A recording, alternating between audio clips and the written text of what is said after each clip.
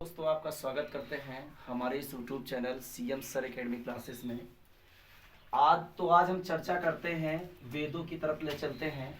जैसा कि स्वामी दयानंद सरस्वती जी ने कहा था, उन्होंने ही कहा था कि वेदों की ओर लौटो, यानी वेदों की ओर लौटो का नारा किसने दिया था? स्वामी दयानंद सरस्वती। तो हम लौटते हैं एक बार वेद की तरफ।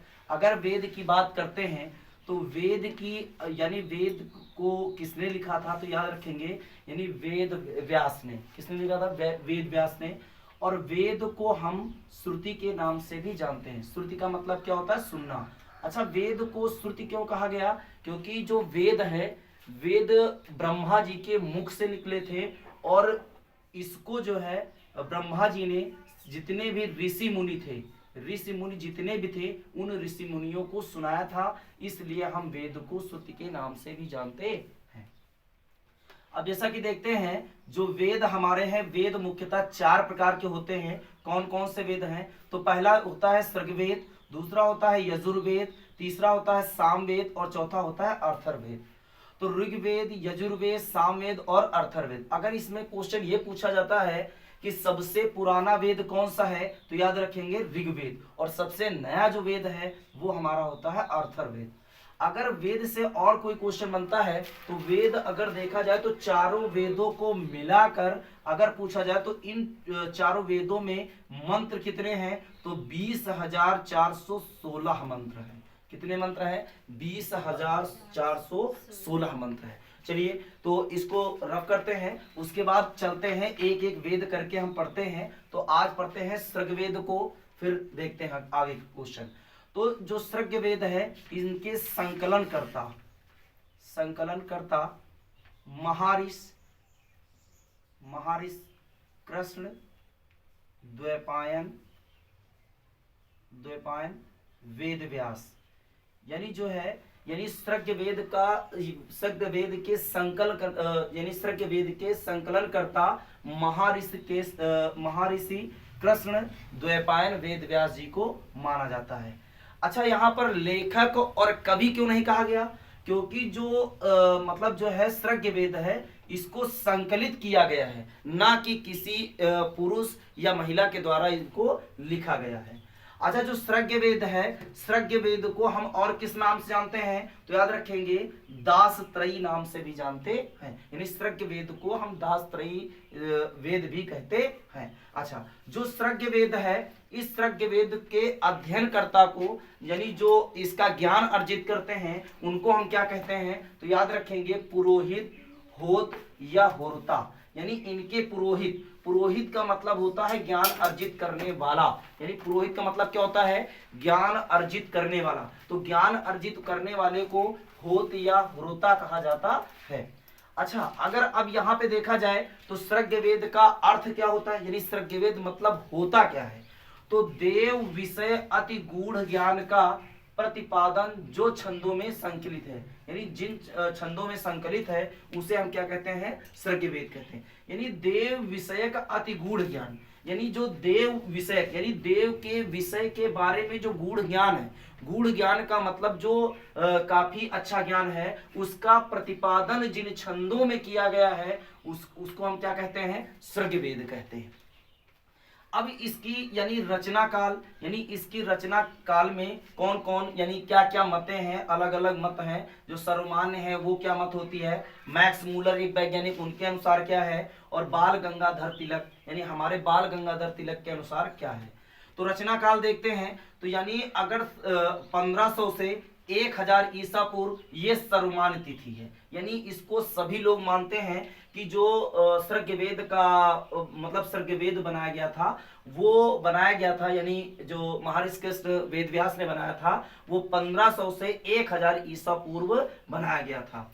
लेकिन अगर यहाँ पर मैक्स मूलर के अनुसार देखा जाए तो मैक्स मूलर के अनुसार 1200 से 1000 ईसा पूर्व माना जाता है।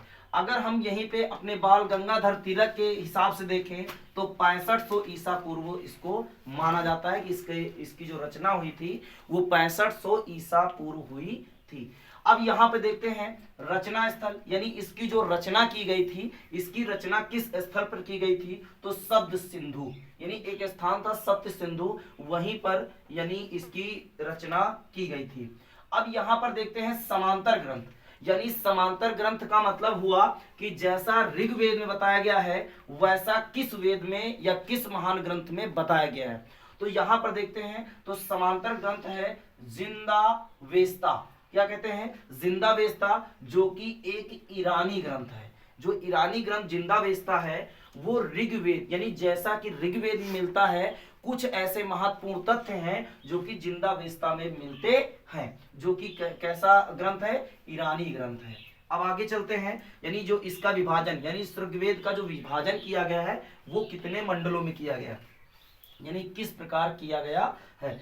अब देखते हैं तो इसका जो ऋग्वेद है, ऋग्वेद में 10 मंडल हैं, 85 अनुवादक हैं, 1028 सूक्त हैं, 10,462 मंत्र हैं, जो कि किस शाखा के अंतर्गत लिया गया है, साकल शाखा के अंतर्गत लिया गया है। यानी साकल शाखा के अंतर्गत 10 मंडल, 85 अनुवादक, 1028 सूक्त, 10,462 मंत्र हैं। अब यहाँ पे देखते हैं मंडल का अगर अध्ययन किया जाए तो मंडल के अंतर्गत देखते हैं तो मंडल के यहाँ पर देखेंगे तो मंडल में यहाँ पर 2 से 9 यानी प्राचीन वंश मंडल है। यानी कहने का मतलब जितने भी प्राचीन वंश हैं उन प्राचीन वंशों का वर्णन 2 से 9 के अंतर्गत रखा गया, यानी किस मंडल में, यानी 2 से 9वें मंडल तक। उसी प्रकार है कि 1 से 10 मंडल तक नवीन मंडल रखे गए, यानी जितने नए मंडल बने थे वो 1 से 10 तक बताए गए हैं। यानी 1 और 10, यानी 1 और 10 में क्या है, नवीन मंडल के बारे में बताया गया है। उसी प्रकार दूसरे और 9वें में प्राचीन वंशों के बारे में बताया गया है। अब जो हमारा तीसरा मंडल है, तीसरा मंडल जो कि बहुत ही महत्वपूर्ण है, ये क्वेश्चन कई बार पूछा भी गया है कि जो तीसरा मंडल है, तीसरे मंडल यानी ऋग्वेद के तीसरे मंडल में क्या है, तो याद रखेंगे ऋग्वेद के तीसरे मंडल में गायत्री मंत्र है, जो कि सर्वाधिक प्रचलित मंत्र है, जिसकी खोज हमारे विश्वामित्र ने किया था, विश्वामित्र ने किया था। तो याद रखेंगे तीसरे मंडल में गायत्री मंत्र है जो कि सर्वाधिक प्रचलित मंत्र है, तो याद रखेंगे इसकी खोज किसने की थी, विश्वामित्र ने की थी। अब जो हमारा 9वां मंडल आता है, 9वें मंडल में सोमदेव के बारे में बताया गया है, 9वें मंडल में सोमदेव के बारे में बताया गया। अब यानी ऋग्वेद में कौन कौन सी नदियों का वर्णन है वो भी हम समझ लेते हैं। अगर यहाँ पे देखा जाए तो यमुना, सरस्वती, उसके बाद विपाशा, गंगा, शतुद्री, जिसको सतलज ही बोलते हैं। अब यहाँ पे देखा जाए अगर और डीपली इनसे क्वेश्चन बनेगा तो इनसे और डीपली क्वेश्चन बनने का मतलब ये हुआ कि ये पूछ सकता है कि किस नदी का वर्णन ऋग्वेद में कितनी बार किया गया है। तो देखते हैं तो यहाँ पर अगर यमुना को देखा जाए तो यमुना नदी का वर्णन ऋग्वेद में 3 बार किया गया है। सरस्वती को नदीतमा, सबसे पवित्र नदी, नदीतमा का मतलब होता है नदियों में सर्वोत्तम नदी, नदियों में सर्वोत्तम नदी किसे कहा गया है, सरस्वती को कहा गया है। यानी इसी ऋग्वेद में नदीतमा, नदीतमा का मतलब होता है सर्वोत्तम नदी, यानी नदियों में सबसे सर्वोत्तम नदी कौन सी है, सरस्वती। अब यहाँ पर जो हमारी सरस्वती नदी है इसको सबसे पवित्र नदी भी कहा गया है। अब जो विपाशा है, विपाशा का वर्णन है, गंगा का वर्णन कितनी बार है, तो गंगा का वर्णन 1 बार है। शतुद्री, शतुद्री का मतलब होता है सतल। अब देखते हैं कि ऋग्वेद के मुख्य तथ्य क्या थे, मुख्य तथ्य का मतलब यानी किसके बारे में क्या मतलब ज्यादा से ज्यादा वर्णन किया गया है। अब देखते हैं तो सबसे पहले जो महत्वपूर्ण तथ्य हैं वो है पुनर्जन्म और मृत्यु, यानी पुनर्जन्म और मृत्यु का अगर किसी वेद में वर्णन है तो वो हमारा वेद है ऋग्वेद। अगर आश्रम की बात किया जाए तो आश्रम की भी व्यवस्था किसमें की गई है, ऋग्वेद में की गई है। आश्रम का मतलब जैसे गृहस्थ जीवन होता है ना, सन्यासी होता है, तो इसमें चार आश्रमों में इसको डिवाइड किया गया था, जो कि 25-25 सालों में डिवाइड किया गया था। यानी ये माना जाता था कि तब के समय में यानी जो मनुष्य का जीवन काल है वो 100 वर्ष माना जाता है, इसलिए जो है आश्रम के अंतर्गत 4 पार्ट में डिवाइड किया गया और चारों को 25-25 पार्ट में डिवाइड किया कि 25 साल गृहस्थ जीवन व्यतीत करेगा, 25 साल संन्यास रहेगा, है ना। इसी तरह 4 आश्रम बताए गए थे। फिर अगला था दास प्रथा। दास प्रथा आप सभी लोग जानते हो कि दास प्रथा का मतलब ये हुआ कि आर्य लोग थे वो युद्ध के बड़े शौकीन थे, युद्ध के बड़े शौकीन थे। तो इनका एक ये मानना था कि ये जिस भी प्रांत में युद्ध लड़ते थे और उस प्रांत को जीतते थे तो उस प्रांत के लोगों को अपना एक सेवक बना लेते थे। कहने का मतलब एक प्रकार से बोला जाए तो गुलाम बना लेते थे। तो उसका भी वर्णन यानी दास प्रथा भी इसके अंतर्गत रखी गई। अब आगे आता है मोक्ष।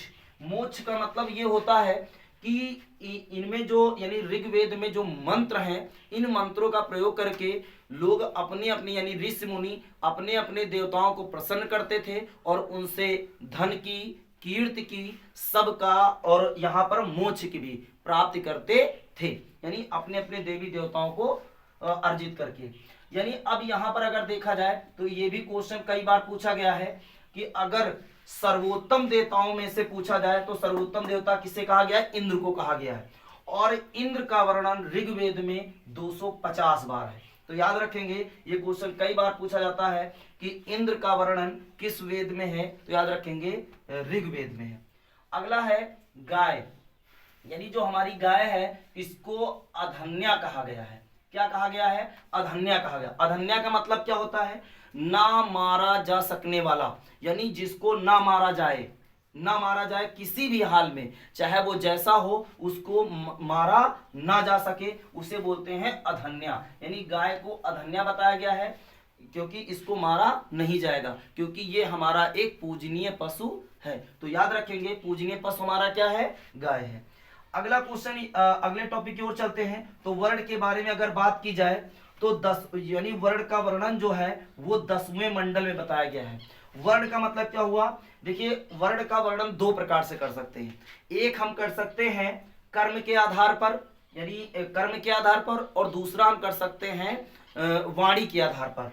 तो यहाँ वाणी के आधार पर नहीं बताया गया था, यहाँ पर बताया गया था कर्म के आधार पर। तो कर्म के आधार पर ऋग्वेद में 4 वर्ण हैं और वे 4 वर्ण कौन कौन से हैं? पहला होता है ब्राह्मण, दूसरा क्षत्रिय, तीसरा वैश्य और चौथा क्या है? शूद्र। यानी 4 वर्ण जो हैं वो इस प्रकार हैं। पहला क्या? ब्राह्मण, दूसरा क्षत्रिय, तीसरा वैश्य और चौथा क्या है? शूद्र।